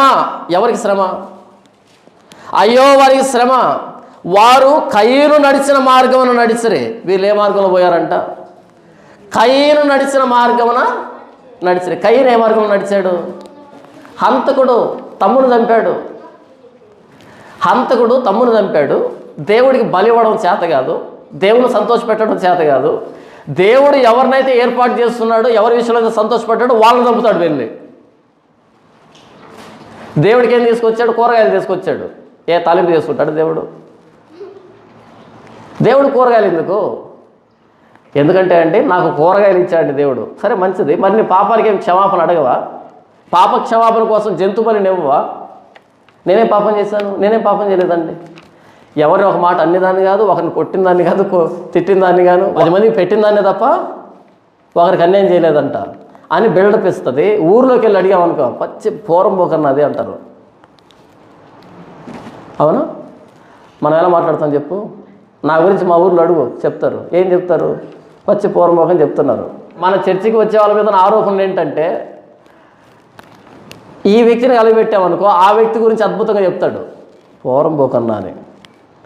ఆ వ్యక్తిని గెలికామనుకో ఈ వ్యక్తి మీద చెప్తాడు పచ్చి పూరం పోకన్నా అని. ఇంతకు ఎవరు పూరం పోకులు? ఇద్దరు పూరం పోకులేనా? వారు కయీను నడిచిన మార్గం నడిచిరి. కయీను ఎవడింతకి? నేనేం పాపం చేయలేదండి, నేనేమి జంతు బలిని ఇవ్వను, నేనేమి ఇస్తాను? దేవుడు నాకు పంట ఇచ్చాడు కాబట్టి పంటలో బలిస్తాను. అంటే నీ రిలేషన్షిప్ పంటను గురించా? పంట ఇవ్వకపోతే రాను. దేవుడు నాకు పంట ఇచ్చాడు, దేవుడు నాకు పిల్లలు ఇచ్చాడు, దేవుడు నాకు అది ఇచ్చాడు, దేవుడు నాకు ఇది ఇచ్చాడు, అందుకని నేను చర్చికి వస్తాను, అందుకని నేను దేవుడికి ఇస్తున్నాను. అంటే పాపక్షమాపణ యేసుప్రభువులో అవన్నీ నా పట్టుదా? వద్దు, అవన్నీ మాట్లాడద్దు. వాటి కోసం రావట్లేదంట. పాపక్షమాపణ లేకుండా యేసుప్రభువుని నమ్ముకోవడం మీద నాకు తెలియగడుగుతాను. ఆయన సిలువ లేకుండా యేసుప్రభువుని నమ్మడం మీద నాకు తెలియగడుగుతాను. ఆయన సిలువ దగ్గరికి వచ్చి సాగిలపడు, ప్రభువా నేను పాపినని వేడు. అది హేబేలు చేశాడు. శ్రేష్టమైన ఆ గొర్రెలను తీసుకుని వచ్చి వధిస్తే దేవుడు శబాష్ అన్నాడు. గొర్రెను చూసి కాదు, నా పాపాన్ని క్షమించు ప్రభువా అంటే. జంతు బలి అంటే పాపాన్ని క్షమించడం, క్షమాపణ వేయడం. ధాన్యం అంటే కృతజ్ఞత, థ్యాంక్ యూ. పంటనిచ్చావు, థ్యాంక్ యూ. పిల్లల్నిచ్చావు, థ్యాంక్ యూ.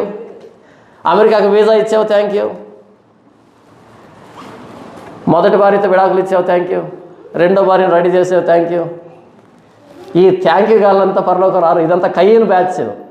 వారు కయీను నడిచిన మార్గమున నడిచిరి. కయీను ఎవడంటే దేవుని దగ్గరికి వస్తాడు, కాకపోతే పాప క్షమాపణ కోసం రాడు, థ్యాంక్ యూ చెప్పడానికి వస్తాడు. ముందు పాప క్షమాపణ వేడు, అటు తర్వాత థ్యాంక్ యూ చెప్పు, చెల్తుంది. ముందు థ్యాంక్ యూ చెప్పి సరే తర్వాత అయినా అడగొచ్చు కదా పాపక్షమాపణ. అలా అడిగిన హేబేలు చంపాడు వెళ్ళి. ఏంటి ఎప్పుడు పాపక్షమాపణ అంటావు, నీ ముఖం నాకు నచ్చట్లేదని తప్పిమని వేసాడు, పోయాడు. హేబేలు పాపక్షమాపణ కోసం వేడితే నచ్చలే కయీనుకి, విపరీతమైన కోపం వచ్చింది, చంపేశాడు. అందుకని మన ఇంట్లో కానీ చర్చలో కానీ ఎవరైనా ఎంతసేపు పాపక్షమాపణ అని అన్నారు అనుకో మనకు నచ్చదు. అప్పుడప్పుడు మేలు చెప్పాలి, అప్పుడప్పుడు కదా ఎప్పుడు చెప్పాలి. దేవుడు నీకు అది ఇస్తాడు ఇది ఇస్తాడని చెప్పాలి. అందుకనే మనల్ని చాలామంది నచ్చరు. ఎందుకు నచ్చరు? ఏంటి ఒక్క మేలు కూడా చెప్పడే. ఆయన చేస్తాడు మేలు. నువ్వు మొదట పాపక్షమాపణ పొందు. మీకు నాకు మధ్య పాపాలు అడ్డుగా వచ్చాయి, మీ పాపాలు అడ్డుగా వచ్చాయి. విననేరక ఉండినట్లు యెహోవా చెవులు మందం కాలే, రక్షింపనేరక ఉండినట్లు యెహోవా హస్తం కురచగాలే. మీ పాపాలు మీకు నాకు మధ్య అడ్డుగా వచ్చాయి. మొదట పాపక్షమాపణ అడుగు, తర్వాత నీకేం కావాలో నేను చూసుకుంటా, అడగాల్సిన అక్కర్లే. సరే అడిగితే అడిగావు, మొదట ఏం చేస్తావు? పాపక్షమాపణ అడుగు. ఆ పాపక్షమాపణ గురించి చెప్తూ ఉంటే జాన్పాల్ ఎంతసేపు ఏం చెప్తాడంట? ఇప్పుడు పాపము, నరకము, యేసుప్రభు సిలువ, నా దగ్గర అవే ఉన్నాయి, ఇంకేం లేవు. నా దగ్గర ఉన్న సరిగే అది, ఎందుకంటే నా ప్రారంభమే అది. నేను నమ్మిందే అలా నమ్మాడు యేసుప్రభుని. ఎప్పుడు అడగలే ప్రభు ఇల్లు కావాలని అడగలే, ప్రభు అది కావాలి ఇది ఏది అడగలే. నా మొదటి ప్రాముఖ్యత నేను పాపిని ప్రభు, ఇప్పుడు మోకరించిన నేను పాపిని ప్రభు అంటానంతే. నేను పాపిని, నా పాపాలు క్షమించు. నేను సచ్చే క్షణం కూడా ఇదే ప్రార్థన చేస్తాను, ప్రభు నేను పాపిని, నన్ను క్షమించు, నా ప్రభు యేసుక్రీస్తు రక్తంలో నన్ను కడిగి పరిశుద్ధపరచు, నీ ఉచితమైన కృపతో నన్ను నీతిమంతుడిగా చేయి, పరిశుద్ధుడిగా చేయి, నేనైతే పాపిని. ఇదే నా ప్రార్థన. అన్న మీరు పాపాలు చేస్తున్నారా? సారీ, మీరు అనుకుంటున్నట్టుగా నేనేం పాపాలు ఏం చేయటం లేదు, కానీ నేను పాపినే, నా అంతరంగంలో పాపినే.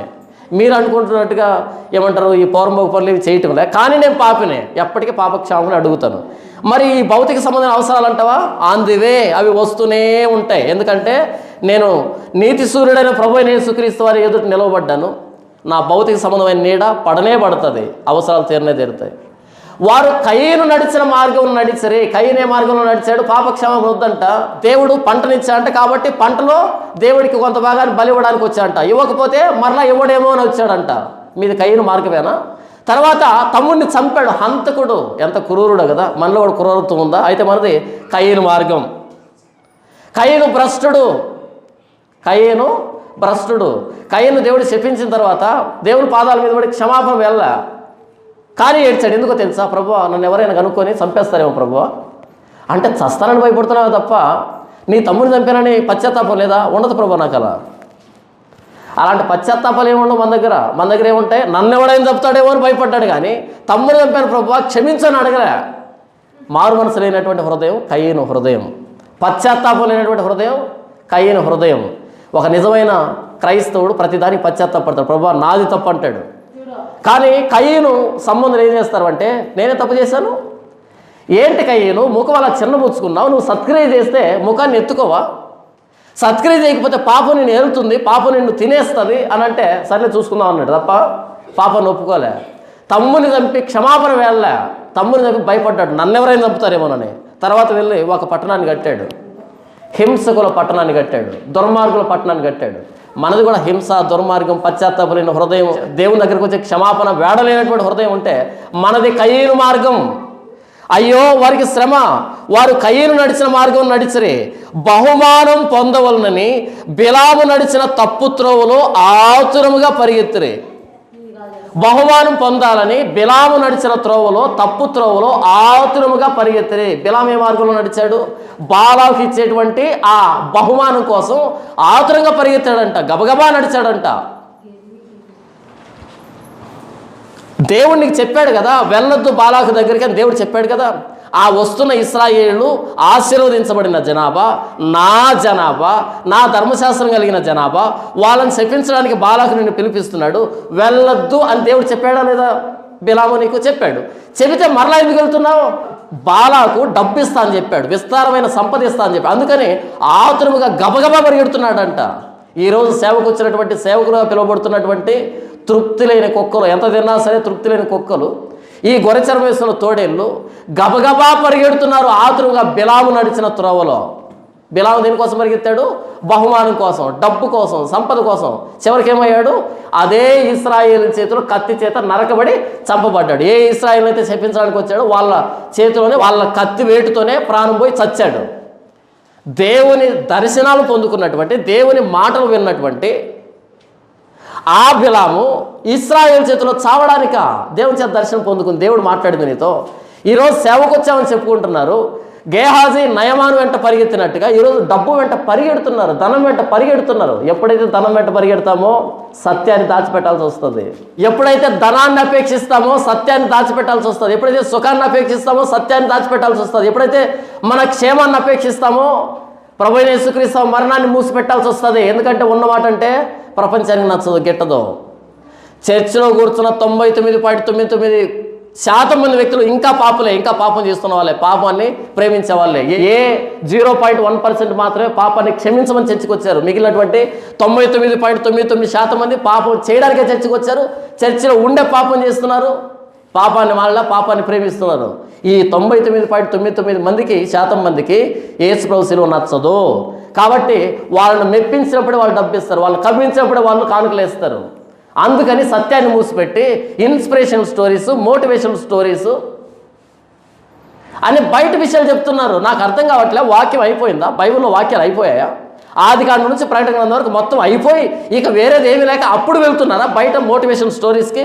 సిగ్గు అనిపించలే ఒక పాస్టర్గా ఉండి బైబిల్ వదిలిపెట్టి ఇంకో బయట వ్యక్తి కథ తీసుకొచ్చి సంఘంలో చెప్పడానికి? అంటే బైబిల్లో ఉన్నటువంటి ఈ సందర్భాలు సంఘాన్ని సంస్కరించట్లే, కానీ బయట కూడా ఒక సినిమా హీరో మారుమనసు పొందితే వాడిని తీసుకొచ్చి గంటలు గంటలు ప్రసంగాలు మాట్లాడుతున్నావు అంటే బైబిల్కి మించినాడా వీడు? ఒక ఆటగాడు మారితే వాడి గురించినటువంటి మోటివేషన్ స్టోరీ, ఒక ఎవరు మారితే బయట ఉన్న వ్యక్తులు తీసుకొచ్చి మోటివేషన్ స్టోరీ ఎందుకు చెప్తున్నావు అంటే కవ్వించడానికి, నవ్వించడానికి, వాళ్ళని ఎంటర్టైన్ చేయడానికి, తద్వారా సంపాదించుకోవడానికి. ఇది బిలాము ఆతురముగా పరిగెత్తిన త్రోవ. బిలాము డబ్బు కోసం దేవుని దర్శనాన్ని పరంగా పెట్టాడు. దేవుడు నేరుగా చెప్పాడు, బిలాము వద్దు, వెళ్ళొద్దు అన్నాడు. అయినా సరే డబ్బును బట్టి వెళ్ళాడు. ఈరోజు డబ్బు కోసమే సేవ చేస్తున్న వాళ్ళు, సేవ పేరుతో వ్యాపారం చేస్తున్న వాళ్ళు ఎంతమంది? 100% మంది మన కళ్ళెదురు కనిపిస్తున్నారు. ప్రసంగం ఎత్తుకుంటే డబ్బే, ప్రసంగం ఎత్తుకుంటే డబ్బే. నాకు సిగ్గు, అదేంటో అడగను. కానీ ఎంత సిగ్గు లేకుండా వచ్చారు అంటే, పాత రోజుల్లో అడుగు తినేవాళ్ళు చిన్న గోచి పెట్టుకునేవాళ్ళు. అడుగు తినే ఎలాగుంటారు? మాసిపోయిన చొక్క చినిగిపోయి ఉంటుంది, చిన్న గోచి పెట్టుకుంటారు. వాళ్ళని చూడగానే ఒకలాంటి చాలా మురిగ్గా ఉంటారు కదా. నేను అవమానించట్లే, చెప్తున్న విషయం ఎలా ఉంటుంది దానికి. వాళ్ళు అలా వచ్చారనుకో కొంచెం వాసన కూడా తేడాగా ఉంటుంది, ఎందుకంటే ఎప్పుడు స్నానం చేస్తారు. ఎందుకంటే వాళ్ళు అడుగు తినేవాళ్ళు, ఇల్లు ఉండదు, వాళ్ళకి ఫెసిలిటీస్ ఉండవు. కానీ ఈరోజు బ్లేజర్ వేసుకొని అడుగు తింటున్నారు. బ్లేజర్ అనేది హుందాతనానికి గుర్తు. హుందా అప్పట్లో బ్లేజర్ ఏమనేవాళ్ళు తెలుసా? దొర డ్రెస్ అనేవాళ్ళు, లండన్ దొర డ్రెస్ అనేవాళ్ళు. మరి దొర డ్రెస్ వేసుకొని అడుగు తింటావేంటి? దొర డ్రెస్ వేసుకున్నప్పుడు దొరగానే మాట్లాడాలా? దొర డ్రెస్ వేసుకున్నప్పుడు ఎలా మాట్లాడాలా? దొర మాట్లాడినట్టే మాట్లాడాలా? నువ్వు బ్లేజర్ వేసుకొని అడుగు తింటావేంటి అంటే, బ్రదర్ మేము ఇండియాలో బెగ్గర్స్ కాదు, మేము అమెరికన్ బెగ్గర్స్ అంటావా? అమెరికన్ బెగ్గర్స్ బ్లేజర్ వేసుకొని అడుగు తింటారు, అంతేనా? నువ్వన్నట్టు మాది ఇండియా బెగ్గింగ్ కాదు, మాది అమెరికన్ బెగ్గింగ్. కాబట్టి అమెరికాలో బెగ్గర్స్ కూడా బ్లేజర్స్ వేసుకుంటావా? ఈరోజు గూగుల్ పేలు, ఫోన్పేలు, పేటిఎంలు, అకౌంట్ నెంబర్లు పెట్టి స్పాన్సర్లని రకరకాల పేర్లతో ఎంత సాధ్యమైతే అంత దండుతున్నారు. ఇది బిలాము నడిచిన తప్పు త్రోవ, బిలాము ఆతురముగా పరిగెత్తిన తప్పు త్రోవ. ఎన్ని కోట్ల రూపాయలు క్రైస్తవం పేరుతో వ్యాపారం జరుగుతుందో తెలుసా? ఇలాంటి వాళ్ళందరినీ చూసి అయ్యో నా భారతదేశాన్ని దోచుకుంటున్నారే మతం పేరుతో అని ఈ బైబిల్ పట్ల అవగాహన లేని వాళ్ళంతా దీన్ని మత ప్రచారం అని దాడికి వస్తున్నారు, గొడవకు వస్తున్నారు. ఇలాంటి ఈ గొర్రెచర్మం వేస్తున్న తోడేళ్ళను చూస్తే యేసు ప్రభు చెప్పినట్టుగా హుందాగా వ్యవహరిస్తే ఒక్కడొక మాట అనలేడు తెలుసా? మీరు సువార్త వెళ్ళేటప్పుడు జాలిని తీసుకుని వెళ్ళకండి, పర్సును తీసుకుని వెళ్ళకండి. అడుక్కు తినడానికి అది మీరు వెళ్తూ ఉన్నది, సువార్త ప్రకటించడానికి. హుందాగా వెళ్ళండి. మీకు ఏదైనా కావాలంటే నన్ను అడగండి. మా అనుదిన ఆహారం నేడు మాకు దయచేసి నన్ను అడగండి, నేను పెడతా మీకు భోజనం. నన్ను అడగండి. మీరు అడుగు తినేవాళ్ళు కాదు, మీరు నా రాయబారులు, నా ప్రతినిధులు. మీరు చేజాచి అడిగితే నాకు అవమానం, మీరు డబ్బు కోసం కక్కుర్తి పడితే నాకు అవమానం. సత్యాన్ని మార్చకండి, ఉన్న సత్యాన్ని ఉన్నట్టు చెప్పండి. పరలోక రాజ్యం సమీపించి మారు మనసు పొంది బాప్తీసం తీసుకోమని చెప్పండి. ఇప్పుడైతే నీకోసం ప్రభువైన యేసుక్రీస్తు వారు ప్రాణం పెట్టాడు, నమ్మి బాప్తీసం తీసుకుంటే రక్షణ, నమ్మకపోతే నరకం అని ముఖం మీద కడగండి. మరి మా భోజనం ప్రభా నేను చూసుకుంటా, భోజనాన్ని నేను చూసుకుంటా, మీ పోషణ నేను చూసుకుంటా, మీ రక్షణ అని యేసు ప్రభు చెబితే ఈరోజు గూగుల్ పేలు, ఫోన్ పేలు పెట్టి అడుక్కు తింటున్నారు, అక్షరార్థంగా అడుక్కు తింటున్నారు.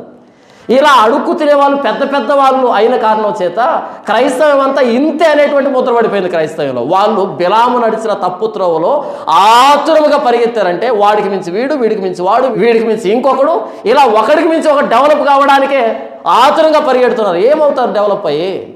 ఒకడు సర్వలోకాన్ని సంపాదించుకొని తన ప్రాణాన్ని పోగొట్టుకుంటే వానికి ఏం ప్రయోజనము? అన్నీ ఇక్కడ పెట్టిపోయేటివే కదా. ఒక ప్లేట్ భోజనం తింటే నీకు ఎక్కువ, ఇంకో స్పూన్ ఎక్స్ట్రా పెడితే వాంతికి వస్తుంది. అంత చిన్న కడుపు పెట్టుకొని ఇన్ని కోట్ల రూపాయలు ఎందుకురా నీకు దేవుని సేవకుడని పేరు పెట్టుకొని? కాగా మనము సంతుష్టి సహితమైన దైవభక్తి చేద్దాం అంటాడు పౌలు. సంతుష్టి సాటిస్ఫాక్షన్ ఉండాలి నీకు.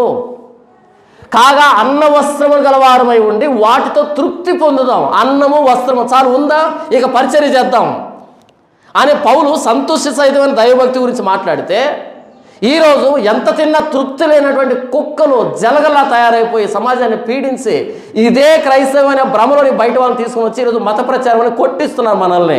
పాస్టర్ అంటే డబ్బు కోసం వచ్చాడు వీడు అనే ముద్ర పడింది. అవునంటారా కాదంటారా? పాస్టర్ అంటే ఒకడు కామెంట్ పెట్టాడు నా ఛానల్లో, ఒక హైందవుడు పెట్టాడు, దశమ భాగం అనే పదాన్ని తీసివేస్తే మీ క్రైస్తవం కుప్పగూలిపోతుందని పెట్టాడు కామెంట్. అది చూసి సిగ్గుపడ్డాను నేను. దశమ భాగం అనే దాన్ని తీసివేస్తే క్రైస్తవం కుప్పగూలిపోతుంది అన్నాడు. ఎంత బాధ అనిపించింది, ఎంత రోషం అనిపించింది, ఎంత కోపం వచ్చింది, ఎంత అసహ్యం అనిపించింది తెలుసా? కామెంట్ పెట్టిన ఆ వ్యక్తి మీద కాదు, ఎంత బాగా అర్థం చేస్తున్నారు ఈ వ్యక్తి క్రైస్తవ్యాన్ని, ఈ రోజున క్రైస్తవ్యాన్ని. ఈ పోరంబోకులందరూ వచ్చి ఈ బయట ఎలా బ్రతకాలో తెలియక మాటలు నేర్చుకుని, తీయటి మాటలు నేర్చుకుని ఎవరి దగ్గరికి వెళ్తే అలా మాట్లాడి దశం భాగం అని ఈ గొర్రెచర్మం వేసిన తోడేళ్ళందరూ కలిపి ఎక్కడ తీసుకొచ్చారంటే క్రైస్తవ్యాన్ని దశం భాగం అనేది లేకపోతే మీ క్రైస్తవ్యమే నిలవబడదు అనే దగ్గర తీసుకొచ్చారు. క్రైస్తవ్యం ఆధారపడి ఉన్నది యేసు ప్రభు శిలువ మీద కదా, దశం భాగం మీదనా? నిన్న ఒక పూర్వంబోకు ఒక వీడియో పెట్టాడు, ఏమని దశం భాగం ఇవ్వాల్సిందే అని ఒక పూర్వంబోకు వీడియో పెట్టాడు. ఏం చేయాలి వీళ్ళని? ఏం చేస్తే పాపం వస్తుంది? యేసు ప్రభు శిలువ మీద నిలవబడి ఉన్నటువంటి క్రైస్తవ్యం కాస్త మొదటి శతాబ్దంలో 2023లో దశం భాగం అనే పిల్లల మీదకి తీసుకొచ్చారు. దశమ భాగం పోతేనంట క్రైస్తవం పోతుందంట. ఎవడో అంటే ఎందుకంత ఫీల్ అవుతున్నావు?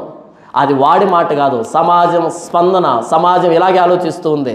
సమాజంగా చర్చికి వచ్చే వాళ్ళు ఇలా ఆలోచిస్తున్నారు. మొన్న ఇక్కడ ఆయన అంటున్నాడు వాళ్ళ కూతురు కువైట్కి వెళ్ళిందంట. కువైట్ వెళ్ళేటప్పుడు ఈ పూర్వమోగ దగ్గరకు వచ్చి ప్రార్థన చేసుకొని వెళ్ళిందంట. అలా వెళ్ళిన తర్వాత మొదటి శాలరీ పంపించింది. ప్రార్థన చేసిన వెంటనే చెప్పాడు, అమ్మ క్షేమంగా వెళ్ళరా, అక్కడ ప్రతి ఆదివారం చర్చికి వెళ్ళు, ప్రతిరోజు ప్రార్థన చేసుకో, బైబిల్ చదువుకో అని చెప్పలేదంట. మొదటి శాలరీ దేవుడికి ఇవ్వాలి గుర్తుందా అన్నాడంట. ఒరే పూర్వం పోక నువ్వు పాస్టర్వా లేకపోతే అడుక్కు తినే బెగ్గరవా? ఆవిడ కువైట్కి వెళ్తుంది, ప్రయాణం క్షేమంగా జరగాలని ప్రార్థన చేయి, మంచిది. అక్కడికి వెళ్ళిన తర్వాత మంచి చర్చి చూసుకో తల్లి, నేను చెప్తాను, మంచి చర్చి చెప్తాను, వాక్యానుసారం చర్చి అని చెప్పు. లేకపోతే బైబిల్ ఇచ్చమ్మ ప్రతిరోజు చదువు, ఎన్ని పనులు ఉన్నా సరే అలసిపోయాను అనుకోవద్దు, బైబిల్ చదువు అని చెప్పాలి. అమ్మ ప్రార్థన చేసుకొని చెప్పాలి, వాళ్ళు కొట్టినా తిట్టినా దేవుడి మీద ఆధారపడతల్లి అని చెప్పాలి. ఇలా దైవికంగా బలపరిచి పంపించకుండా ఏం చెప్పాడు తెలుసా? ప్రార్థన చేసి ఇదిగో మొదటి శాలరీ ఎవరికి ఇస్తావు? సరే అయితే అక్కడికి వెళ్ళి వాళ్ళు శాలరీ ఇవ్వకుండా ఈవిడ ఇబ్బంది పడింది అనుకో, నువ్వు పంపిస్తావా ఇక్కడ నుంచి? అంతేనా? నువ్వు ప్రార్థన చేసావు, ప్రయాణం బాగా జరిగింది, అక్కడికి వెళ్ళిన తర్వాత మంచి శాలరీ వచ్చింది కాబట్టి నీకు ఫస్ట్ శాలరీ, నీ ప్రార్థన బాగుంది కాబట్టి. ఒకవేళ అక్కడికి వెళ్ళిన తర్వాత శాలరీ ఇవ్వలేదు, మంచి ఫ్యామిలీ కాదు, ప్రయాణం సరిగ్గా జరగలేదు, 2-3 ఫ్లైట్లు మారాల్సి వచ్చింది, డబ్బంతా పోయింది, నువ్వు పంపిస్తావా? అలా ఏమైనా సంతకం పెడతావా? అలా పెట్టడు మరలా. అప్పుడు ఆయన చెప్తున్నాడు, ఏం చెప్తాడు తెలుసా? ఎంత 30,000 పంపించిందంట. 30,000 పంపిస్తే ఈయనకి 15,000 ఇచ్చాడంట. ఆయన ఇంకా కన్నింగు 15,000 ఇచ్చాడంట. ఆయన అడిగాడు పాస్టర్ ఇంతేనా అని అడిగాడు. ఆయన అన్నాడు లేదు 30,000 పంపించింది, అయితే ఆ పంపించడం మాకు కొంచెం కష్టం వచ్చింది, కొంచెం ఖర్చులు వచ్చాయి, కాబట్టి 15,000 నేను పెట్టుకున్నాను, 15,000 మీకు ఇచ్చాను పాస్టర్ గారు అన్నాడంట. అంటే ఆ 15,000 తీసి ఇలా ఇసిరేసి నువ్వే తీసుకోపో, నేను ప్రార్థన చేసింది దేనికి? ఏదో పెట్టుబడి పెట్టినట్టుగా. అప్పుడు ఆయన అంతమందిలో సిగ్గుపోతుందని ఆ 15,000 ఈ 15,000 రెండు కలిపి 30,000 ఆయన చేతిలో పెట్టి నమస్కారం పెట్టి ఇంటికి వచ్చాడు. ఇప్పటికీ చర్చికి వెళ్ళలే, ఆ చర్చికి వెళ్ళలే, ఏ చర్చికి వెళ్ళలే. ఎందుకో తెలుసా? ఇలా ఉంటారు పాస్టర్లు. సారీ, అలా ఉండరు, అందరూ అలా ఉండరు. అది కుక్క, తృప్తి లేదు. అలాంటి వారి దగ్గరికి నువ్వు వెళ్ళావు. క్రైస్తవం అలా లేదు. అలా చర్చికి వెళ్ళిన వాళ్ళే ఇలా అసహించుకుంటూ ఉంటే బయట వాళ్ళకి ఏమర్థమవుతుంది? అపోస్తలు స్వార్థ ప్రకటించేటప్పుడు ఒక్కసారి కూడా దశమ భాగం ఇవ్వండి అని మాట్లాడలేదు, కానుక ఇవ్వండి అని మాట్లాడలేదు. మరి సేవ ఎలా జరిగింది? అద్భుతంగా జరిగింది, ప్రాణం పెట్టేంతగా జరిగింది, హతసాక్షులయ్యేంతగా జరిగింది. ఈరోజు డబ్బు కోసమే దైవజనుల అవతారం ఎత్తినటువంటి బిలాములు, వారిని పెంచి పోషిస్తున్న బాలాకులు మనమంతా. ఆ రోజు బాలాకు ఎలాగైతే ఆఫర్ చూపించాడో బిలాముకి, ఆ దర్శనాన్ని విడిచిపెట్టి ఈ బహుమానం దగ్గరకు వచ్చి చచ్చేటట్టుగా ఈరోజు మనం అందరం బాలాకులమే, బాలకరాజులమే. ఈ బిలాములకి దోచిపెట్టి వాడిని నాశనం పంపిస్తున్నాం, వాడు ఇంకా చాలామంది నాశనం పంపించడానికి మనం కారణమవుతాం, మనం కూడా నాశనానికి వెళ్తున్నాం. పరిచర్యలో డబ్బు లేదు, కానీ పరిచర్యకి కావాల్సిన డబ్బు దేవుడే సమకూరుస్తాడు, ఆయా వ్యక్తులు ప్రేరేపిస్తాడు, ఖచ్చితంగా డబ్బు వస్తుంది, పరిచర్య జరుగుతుంది, అంతే, అందులో క్వశ్చన్ లేదు. నువ్వు అడవిలో పరిచర్య పెట్టు, నిన్ను పోషించాల్సిన బాధ్యత దేవుడిది. నువ్వు ఎడారిలో పరిచర్య పెట్టు, నిన్ను పోషించాల్సిన బాధ్యత దేవునిది. నువ్వు పరిచర్యకు వచ్చింది దేవుణ్ణి బట్టి, మనుషులు బట్టి కాదు, నిన్ను పోషించేది ఆయన. ఎందుకు గూగుల్ పే, ఫోన్పే పెట్టావు? అడుక్కు తిన్నట్టుంది. ఇప్పుడు నేను మాట్లాడుతున్నా, ప్రసంగం చేస్తున్నా కదా, ఈ పోడియం ఎదురుగా ఒక తెల్ల కర్చీఫ్ పరిచి ప్రసంగం చేశాను అనుకో, అర్థం ఏంటి? ఇక్కడ ఒక తెల్ల కర్చీఫ్ పరిచి ఎంత అద్భుతంగా ప్రసంగం చేసినా అర్థం ఏంటి? అక్కడ చిల్లర వేయండి అని అర్థం, అవునా? Google pay, PhonePe, Paytm account నెంబర్లు, తెల్ల కర్చీఫ్లు, అవి పెట్టి ప్రసంగం చేసావా నువ్వు బెగ్గర అవుతావు. అవి పెట్టకుండా ప్రసంగం చేసావా పాస్టర్ అవుతావు. మరోసారి చెప్తున్నాను, Google pay, PhonePe, Paytm account number పెట్టి ప్రసంగం చేసావు అనుకో, నువ్వు ఎంత ప్రసంగం చేసినా, ఎంత బల్లగుద్ది ప్రసంగం చేసినా యువర్ ఎ బెగ్గర్, అంతే. నువ్వు బెగ్గర్వి, తెల్ల కర్చీఫ్లు పెట్టి అడుక్కుంటున్నావు, అంతే. అవి పెట్టకుండా ప్రసంగం చేయబ్బా. అవి పెట్టినప్పుడు మనుషులు కవించాల్సి వస్తుంది, అవి పెట్టకపోతే ప్రభువుని సంతోషపెట్టే పరిచయం చేస్తాం. అంత నమ్మకం లేదు దేవుడు ఇస్తాడని? అంత నమ్మకం లేనప్పుడు ఇంకో పనికి వెళ్ళు. దేవుడు పోషిస్తాడని నమ్మకం లేను, ఇంకో పనికి వెళ్ళు. లేకపోతే చిలకలూరుపేటకు వెళ్ళి రికార్డింగ్ డ్యాన్స్ నేర్చుకొని అలా రికార్డింగ్ డాన్సర్ అయిపో. ఎవరు వద్దన్నారు? రికార్డింగ్ డాన్సర్ ఏం చేస్తారు తెలుసా? ఒక పాటకి డాన్స్ చేస్తారు, వెంటనే మైక్ తీసుకుంటారు. అయ్యా, మేము ఇంత దూరం నుంచి వచ్చాం, బ్రతకలేక వచ్చాం, దాన ప్రభువులు, మహాప్రభువులు, మనసున్న మహారాజులు, 10, 20 దానం చేయండి అంటాడు. ఆ మైక్ పక్కన పెడతాడు, మరలా ఒక పాట డ్యాన్స్ చేస్తాడు, మరలా మైక్ తీసుకుంటాడు దాన ప్రభువులు, మహాప్రభువులు. అరే, పాటకు మైక్ ఎందుకు తీసుకున్నావు? నాకు అసహ్యం. నాకు తెలియదు వీళ్ళు బ్రతకలేక వచ్చి డ్యాన్స్ చేస్తున్నారని. వీళ్ళు మమ్మల్ని సంతోషపెట్టడానికి వచ్చి డ్యాన్స్ చేస్తున్నారు అనుకునేవాడిని చిన్నప్పుడు. కాబట్టి మధ్యలో ఈ డిస్టర్బెన్స్ ఏంటి అనుకునేవాడిని నేను. వాళ్ళు డ్యాన్స్ చేసేదే ఈ డబ్బు కోసం తర్వాత అర్థమైంది. వాళ్ళు బెటర్ కదా, డ్యాన్స్ చేసి డబ్బు అడుగుతున్నారు, నువ్వు అసలు డ్యాన్స్ చేయకుండా వాక్యాన్ని కలగాపలగం చేసి నువ్వు డబ్బు అడుగుతున్నావు. సిగ్గులే కొంచెం కూడా. వాళ్ళు బిలాము నడిచిన తప్పు త్రోవలో ఆతురముగా పరిగెత్తిరి. 7వదిగా విశాల మార్గం. నాశనానికి పోయే దారి విశాలం. ఎక్కడికి వెళ్తున్నాం మనమంతా? గుంపులుగా. ఇక్కడ బాకరాపేట దగ్గర చర్చ్ ఉంది, గుత్తిలో చర్చ్ ఉంది. గుంపులు వెళ్తారు. ఎందుకు వెళ్తారో తెలియదు. మనం గతంలో గంగమ్మ జాతరకి వెళ్ళేటప్పుడు ఒక కొత్త గంప కొనుక్కొని ఆ గంపకి పసుపు పూసి అక్కడక్కడ కుంకుమతో బొట్లు పెట్టి ఆ బుట్టలో అన్ని బియ్యము, ఒట్టి మిరకాయలు, టమోటాలు, పచ్చిమిరకాయలు, కోడిని వస్తాం కదా, అక్కడ కోడిని వచ్చిన తర్వాత మసాలా కావాలి కదా, ఆ మసాలా సరికంతా పెట్టుకొని ఒక కోడికి కాళ్ళు కట్టేసి అందులో పెట్టేసుకొని కాయకర్పూరం తీసుకొని వెళ్తున్నాం కదా, గుర్తుందా ఆ సీను? పక్కన వాళ్ళకి మనం ఇచ్చే బిల్డప్ ఏంటంటే, ఈ కోడిని దేవుడికి వదిలిపెట్టాం. ఈ కోడిని ఎవరికి వదిలిపెట్టారంట? దేవుడికి వదిలిపెట్టారంట. తినేది ఎవరు? నువ్వే. ఆ భక్తి పోయిందనుకున్నా, పోలే, భద్రంగా తెచ్చుకున్నావు. ఎక్కడ పోతున్నావు తెలుసా? పులుసన్నం చేసుకొని, పూరీలు చేసుకొని, ఈ చేతిలో ఒకటే పను, ఈ చేతిలో ఒకటే పను పట్టుకొని గుత్తికి వెళ్తున్నావు. గంగమ్మ బదులు గుత్తి వచ్చిందంతే, పేరు మార్చుకున్నావు అంతే, రెండు ఒకటే. అక్కడికి నాటుకొని తీసుకొని పోయేదానివి, ఇక్కడికి చికెన్ బిర్యానీ వండుకొని పోతున్నావు, రెండు ఒకటే. అక్కడ వండేది కాస్త ఇక్కడ వండుకొని పోతున్నావు. తిరునాళ్ళకి వెళ్తున్నావా? 7 వారాలు నిద్ర చేయడానికి పోతున్నారంట. గర్భవతివా? 7 వారాలు నిద్ర చేస్తానంట, ఏ రోగమైనా పోతుందంట. నిద్రపోతే రోగాలు పోతాయా? ఇంట్లో నిద్ర పట్టలే? పల్లెటూరులో గర్భవతులు అమ్మగారింటికి వెళ్తారు నిద్ర చేయడానికి, అదో సంప్రదాయం. నువ్వు గర్భవతి కాదు, అది అమ్మగారి ఇల్లు కాదు, ఎందుకు పోతున్నావు నిద్ర చేయడానికి? పోనీ బైబిల్లో ఉందా చర్చిలో నిద్ర చేస్తే రోగాలు పోతాయని ఉందా? పోనీ 7 వారాలు చర్చి పోతే రోగాలు పోతాయని ఉందా? బైబిల్ చదవరు. బైబిల్ ఎక్కడ పెట్టుకుంటారు? బ్యాగులో పెట్టుకుంటారు.